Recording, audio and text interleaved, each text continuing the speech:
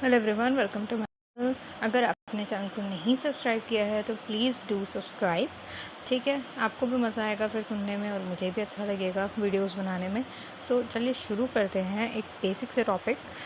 इसके बारे में मैं ऑलरेडी कई बार वीडियो बना चुकी हूँ, लेकिन चलिए ठीक है, फिर एक बार और देख लेते हैं। Menstrual cycle, quick anatomy and phases के बारे में देख लेते हैं। मेंस्ट्रुअल साइकिल होती क्या है? ये cycle is control by the HPO axis. HPO axis के साथ में ये जो है ये जुड़ी हुई होती है, ये कंट्रोल करता है। ठीक है, जैसे हमारे इंडिया को कंट्रोल करती है हमारी गवर्नमेंट, जो कि सेंट्रल गवर्नमेंट होती है। ठीक है, जैसे कि हमारा हाइपोथैलेमस होता है, उसके बाद हमारा पिट्यूटरी होता है और आती है ओवरी। ठीक है, इसको बोलते हैं HPO एक्सेस। ठीक है, इसके बाद जो आने वाली चीज़ें होती हैं उसमें रहता है हमारा ब्रेन।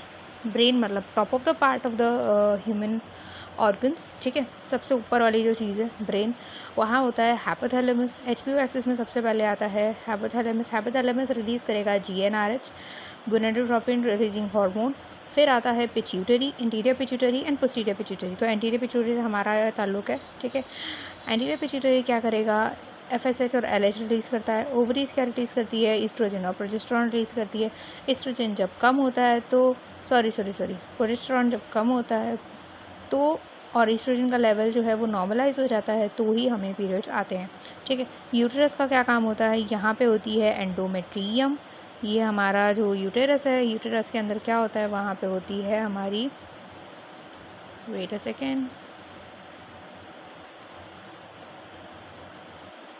ओ सॉरी, या सो यूटेरस के अंदर क्या होता है? एक ऐसी लेयर बन जाती है जिसको हम बोलते हैं एंडोमेट्रियम। जो लेयर ऑलरेडी होती है, लेकिन वो प्रोजेस्टेरॉन के रिलीज़ की वजह से, एक्सेस रिलीज़ की वजह से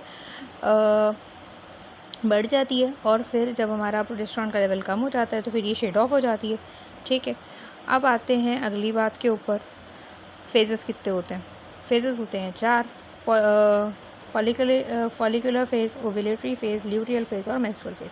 फॉलिकुलर फेज होता है 1 से 4 तक, 14 तक के। फिर आता है ओव्यूलेटरी फेज, उसके बाद आता है ल्यूटियल फेज। बिफोर पीरियड्स जो होता है वो ल्यूटियल पीरियड होता है, सॉरी। ठीक है, और फिर आता है menstruation. Wait change mainly happens in a luteal phase और अर्लियर पीरियड्स। ल्यूटियल फेज के अंदर और अर्लियर पीरियड्स के अंदर वेट का चेंजेस हमें देखने के लिए मिलते हैं। वेट हमारा कई बार हम स्केल पे देखते हैं तो स्केल पे हमारा वेट जो है थोड़ा सा ज़्यादा बता रहा होता है। तो ऐसा क्यों हो रहा होता है? अब आ जाओ हमारी फिजियोलॉजी के ऊपर। हमने एनाटॉमी देख ली है, फिजियोलॉजी के अंदर क्या देखेंगे हम? Why the weight increase before periods, ये हमारा टॉपिक है। ठीक है, सो पहली चीज़ होती है hormonal water retention. Hormonal water retention का क्या मतलब होता है? ड्यूरिंग द ल्यूटियल फेज वो जो हमारे पीरियड से पहले आता है, मतलब प्री मेंस्ट्रुअल सिम्टम्स जिसमें हमें देखने के लिए मिलते हैं। प्रोजेस्टेरॉन जो होता है वो राइज पे होता है, टॉप लेवल पे सबसे ज़्यादा ये होता है। ईस्ट्रोजन जो है वो फ्लक्चुएशन में होता है, थोड़ा रिलीज हो रहा होता है। प्रोजेस्टेरॉन क्या करता है? एक्टिवेट करता है एल्डोस्टेरॉन को। एल्डोस्टेरॉन जो है वो आपने मेरे किडनी वाले जो वीडियोस थी, या फिर जो हमारी रिटेंशन वाली जो वीडियोस वगैरह थी, मैं लिंक दे दूँगी कहीं ना कहीं, उसमें आप जाके देख सकते हो कि एल्डोस्टेरॉन के बारे में मैंने बेहतरीन तरीके से बताया है। वो क्या करेगा? किडनी में वाटर और सोडियम का रिटेंशन करेगा, मतलब उनको रोक के रखेगा। ठीक है, प्रोजेस्टेरॉन एक्टिवेट करता है एल्डोस्टेरॉन को, जो कि क्या करेगा? किडनी में वाटर और सोडियम को पकड़ के रखेगा। ठीक है, अब उसने अगर वाटर को और सोडियम को बॉडी में पकड़ के रखा तो उसकी वजह से वाटर रिटेंशन होगा, मतलब बॉडी में वाटर कलेक्ट होना शुरू हो जाएगा। फ्लूइड जितना बढ़ेगा, फ्लूइड स्टोरेज होगा, एब्डोमेन में होगा, ब्रेस्ट में होगा, थाइज में होगा, फेस पे होगा। ठीक है, इन सब में स्वेलिंग आई भी होगी। ठीक है, ये नेचुरली स्वेलिंग आई भी होगी। स्केल के ऊपर हमको 1 से 3 kg का वेट बढ़ा हुआ दिखेगा in a luteal phase and during the periods. ठीक है, समटाइम्स इवन मोर। ये टेम्पररी वाटर गेन है, फैट नहीं है। ठीक है, तो टेंशन लेने की कोई बात नहीं है। अब आ जाओ increase blood volume. Increase blood volume का मतलब होता है बिफोर पीरियड्स हमारा बॉडी जो है वो प्रिपेयर कर रहा होता है प्रेगनेंसी के लिए। ठीक है, लेकिन अगर blood volume slightly increase, blood volume थोड़ा सा बढ़ जाता है तो हमारी जो यूट्रस की लाइनिंग है वो थोड़ी थिक और वेस्कुलर हो जाती है, ज़्यादा फ्लूइड, ज़्यादा वेट। ठीक है, लेकिन अगर वहाँ पे ओव्यूलेशन नहीं होता है तो फिर ल्यूटरल फेज आती है और उसके बाद होता है मेंस्ट्रुएशन। ठीक है, अब आ जाओ गट के अंदर। गट जो है वो स्लो हो जाता है, तो प्रोजेस्टेरॉन की इफेक्ट की वजह से गट जो है वो स्लो हो जाता है। प्रोजेस्टेरॉन रिलीज़ करता है, रिलैक्स करता है स्मूथ मसल्स को और इंक्लूडिंग इंटेस्टाइन, जिसकी वजह से क्या होगा, अगर मसल्स रिलैक्स हो गए हमारे इंटेस्टाइन के तो डाइजेशन जो है स्लो हो जाएगा, कॉन्स्टिपेशन होने हो सकता है, गैस और ब्लॉटिंग हो सकती है। गैस और स्टूल्स की वजह से भी कई बार स्केल के ऊपर वेट हमको ज़्यादा दिखेगा।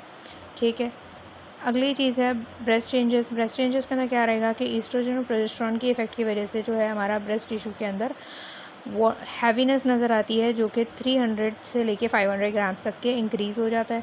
डक्टल स्वेलिंग होगी और फ्लूइड एक्यूमुलेशन हो जाएगा।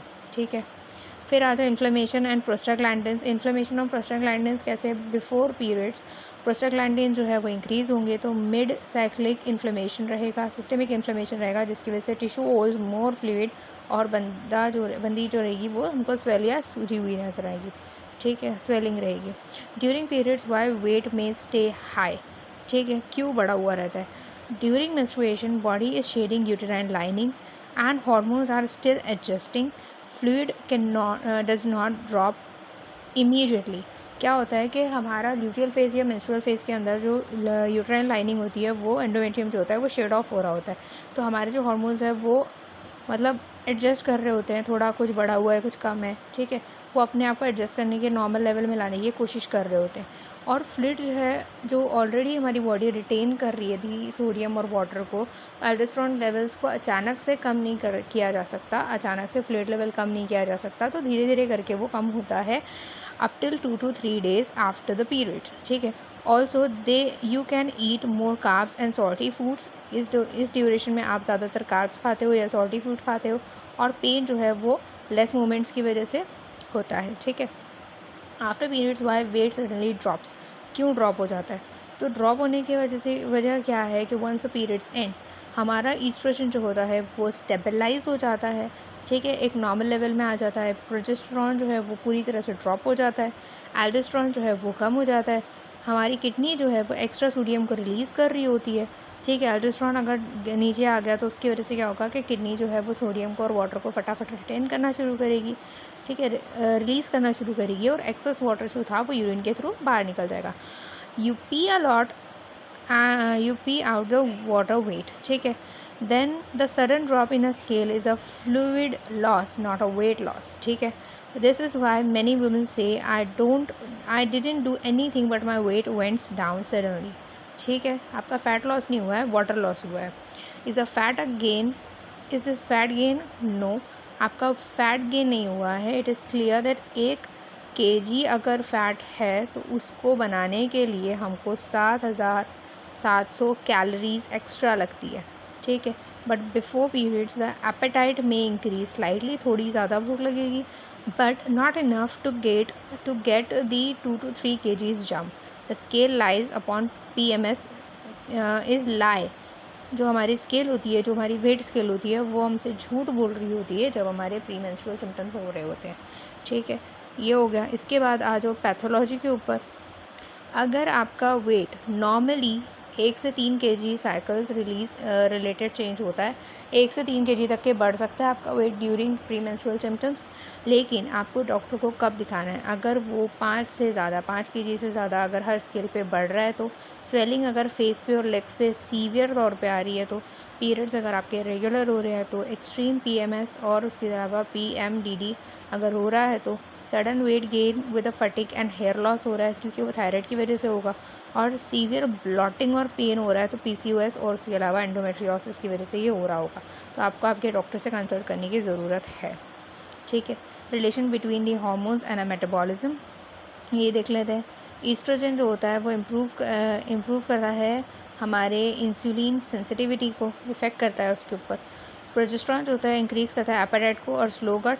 उसके अलावा कॉर्टिसोल जो होता है वो हमारे हाइयर रहता है इन अ PMS, और उसकी वजह से क्या होता है कि हमारा वाटर रिटेंशन होता है।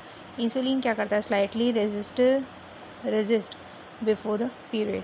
ठीक है, इसके अलावा और इसकी वजह से क्या होगा कि आपको कार्ब की क्रेविंग होगी, मतलब आप ज़्यादा से ज़्यादा कार्ब खाने की कोशिश करोगे, मीठा खाने की कोशिश करोगे, जिससे वाटर रिटेंशन होगा और आप हैवी फील करोगे विदाउट फैट गेन। ठीक है, best time to see yourself on a scale, कब देखना है। ठीक है, एक्चुअल मोस्ट एक्यूरेट वेट आपको कब पता चलता है? पीरियड्स ख़त्म होने के 5 से 10 दिन के बाद में मॉर्निंग और एम्प्टी स्टमक आप चेक करो और सेम स्केल पे चेक करो, ठीक है। वर्स्ट टाइम कब होता है? 5 से 7 दिन बिफोर पीरियड्स, आप नहीं चेक करना। During first 2 days of the menstruation, ठीक है। उसके अलावा how to reduce PMS weight gain naturally. Water ज़्यादा से ज़्यादा पियो, क्योंकि कई बार कॉन्ट्रा इंडिकेटिव बट वर्क्स। ज़्यादा से ज़्यादा पानी पियो। उसके अलावा आपको सॉल्ट लेना बंद कर दो जब आपके पीरियड्स आने वाले हो, और इंक्रीज़ करो पोटेशियम को, जैसे कि बनाना खाओ। उसके अलावा coconut water low. Potassium help blotting and gentle walking, थोड़ा बहुत चलो, और उसके अलावा स्ट्रेचिंग करो, अच्छी नींद लो, जिससे कॉर्टिसोल जो है वो कम हो जाएगा। Thank you so much.